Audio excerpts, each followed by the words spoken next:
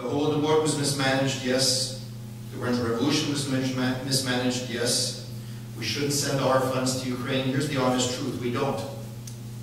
And I keep hearing this in the community, and I keep bringing up the same points over and over again. We send a pittance of money from the Diaspora to Ukraine.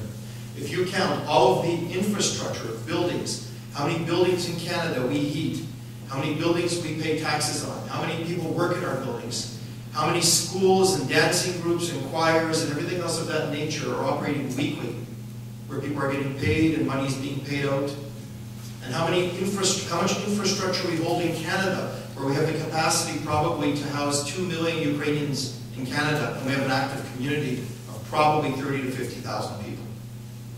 How much money we invest here is huge versus the few dollars we send to Ukraine. Does Cook focus on Ukraine? No. Does our community focus on Ukraine? No. A handful of people from each of those communities, from each of those organizations focus on Ukraine. And because they are probably the most dynamic people in the community, and they often hold leadership positions, yes, it might seem that way that we focus a lot on Ukraine. And I do personally. Because at the right moment, I would do it again today. But we don't as a community. If you count all of the organizations and all of the people who are engaged in Canada, how many of them have been to Ukraine? Very few. How many of them understand Ukraine politically, historically? Very few.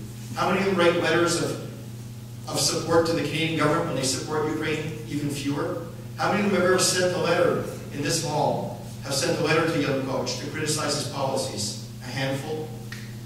Let's be truly honest. We don't really engage as much as we pretend we do, or as people say we do.